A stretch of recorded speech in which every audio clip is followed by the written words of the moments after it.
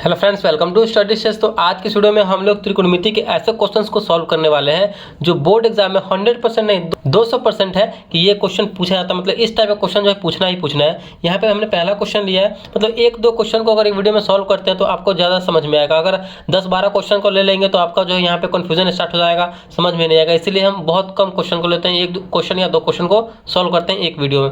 यहाँ पे देखिए, sine 45 degree into cos 45 degree minus sine 30 degree और इंटू कॉस 30 डिग्री। यहाँ पे जो है मान सारणी वाला यानी जो टेबल दिया गया है त्रिकोणमिति का टेबल, उससे क्वेश्चन है। और त्रिकोणमिति टेबल से जो 100% क्वेश्चन पूछा ही जाता है और इस टाइप का क्वेश्चन जो है पूछेगा ही पूछेगा बोर्ड। आप देखना, आप वहाँ पे एग्जाम देने जाओगे तो ये क्वेश्चन रहेगा इस टाइप का क्वेश्चन। इसके जगह पर tan cot sec कुछ भी रह सकता है। और दूसरा क्वेश्चन हमारा, यदि cos थीटा बराबर 3/4 तो cot थीटा tan थीटा का मान निकालना है। इसका जगह पे आपका यहाँ पे sin थीटा बराबर 4/5 भी दे दिया रहता तो यहाँ पे अगर पूछा आता आपसे cos थीटा और sec थीटा का मान निकालना है। यानी इस टाइप का क्वेश्चन आपको देखना है, इस बार भी बोर्ड पूछेगा ही पूछेगा। चलिए इसको पहले समझते हैं, पहले क्वेश्चन को सॉल्व करते हैं। यहाँ पे sin 45 डिग्री और cos 45 डिग्री गया है, इसका मतलब है बीच में इंटू यानी गुना का साइन है, ठीक।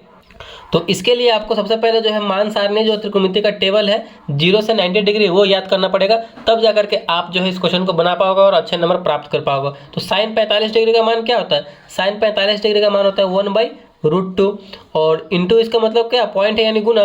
कॉस 45 डिग्री का मान भी क्या होता है? सेम होता है, 1/√2 होता है। माइनस है तो माइनस देंगे। और साइन 30 डिग्री का मान क्या होता है? तो साइन 30 डिग्री का मान होता है 1/2। cos 30 डिग्री का मान क्या होता है? तो cos 30 डिग्री का मान होता है √3/2। ये याद रहेगा मान, तो आप फटाफट क्वेश्चन को बना लेंगे बहुत जल्दी। तो चलिए इसे फिर आगे बनाते हैं। देखिए, गुना में है तो ऊपर में ऊपर से गुना करेंगे तो एक में एक से करेंगे तो एक, नीचे में √2 में √2 से करेंगे तो रूट से रूट कैंसिल हो जाएगा। तो यहाँ पे हमारा सिर्फ बचेगा 2। रूट के अंदर अगर सेम रूट वाले नंबर में सेम रूट वाले नंबर से गुना होता है तो उसके अंदर जो नंबर रहता है वही आंसर हो जाता है। तो यहाँ पे 2 हो जाएगा। माइनस है तो माइनस, एक में √3 में करेंगे तो √3, 2 में 2 से करेंगे 2 दूना 4। अब यहाँ पे जो है हम क्या करेंगे, नीचे वाले हर का एलसीएम लेंगे, 2 और 4 का एलसीएम लेंगे। तो 2 और 4 का एलसीएम क्या होगा? यहाँ पे 4 होगा। देखिए 4 में अब हम 2 से भाग देंगे तो 2 दूना 4, 2 बार में कट रहा है तो ऊपर में 1 से गुना हो जाएगा तो 2 एकम 2, माइनस है तो माइनस। 4 में 4 से भाग देंगे तो 4 एकम 4, एक बार में कटा, 1 से गुना हो जाएगा ऊपर √3 में तो √3 ही होगा। यानी फाइनल जो हमारा आंसर आएगा 2 - √3/4। अब इसको आगे कुछ करना है नहीं, यहीं पे हमारा हो जा रहा है तो यही इसका फाइनल आंसर हो जाएगा।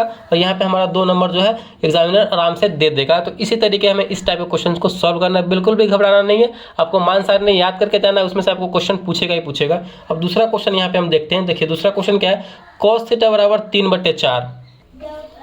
यहाँ पे दिया गया है हमारा दूसरा क्वेश्चन, cos थीटा बराबर 3/4 है और cos थीटा लंब कर्ण आधार, ये वाला आपको याद होना चाहिए। तो cos थीटा में जो है क्या होता है, cos थीटा बराबर हमारा होता है लंब कर्ण आधार वाले में तो आधार बटे कर्ण होता है, यानी B/H होता है इस टाइप में। तो इसी टाइप में ये क्वेश्चन को बनाना होगा हमें, ठीक। तो यानी आधार का वैल्यू हमें पता है 3 है, कर्ण का वैल्यू हमें पता है 4 है, ठीक। और हमें निकालना क्या है, क्वेश्चन बोल रहा है cot थीटा और tan थीटा बोल रहा है, cot थीटा और tan थीटा बोल रहा है। देखिए tan थीटा बराबर क्या होता है?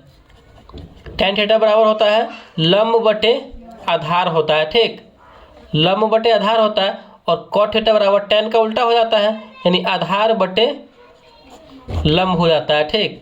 तो यहाँ पे हमें आधार और कर्ण ही पता है तो cot और tan का वैल्यू निकालने के लिए तो हमें लंब को भी पता करना होगा, लंब निकालना होगा। यानी लंब बराबर क्या होगा, तो यहाँ पे देखिए ये भी एक फॉर्मूला ही आपको याद होना चाहिए, लंब इक्वल टू √अंडर कर्ण स्क्वायर। जो दिया हुआ है वो कर्ण स्क्वायर माइनस आधार स्क्वायर, आधार स्क्वायर ये फॉर्मूला होता है।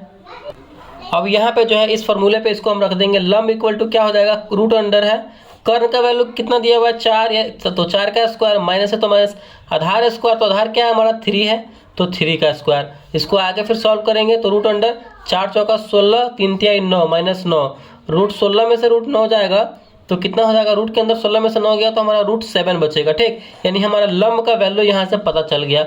अब हम यहाँ पे cot और tan को आराम से फाइंड कर सकते हैं। तो cot थीटा इक्वल टू क्या होता है, cot थीटा बराबर होता है आधार बटे लंब होता है, ठीक। तो आधार हमारा कितना दिया गया, 3 दिया गया है लंब क्या है, √7 आया है तो यहाँ पे √7 हो जाएगा। देखिए हर में रूट रहता है ना, तो हम क्या करते हैं उसका हर का परिमेयकरण कर देते हैं, तो जो नीचे है हर में उसी से ऊपर में भी और नीचे में भी गुना कर देते हैं।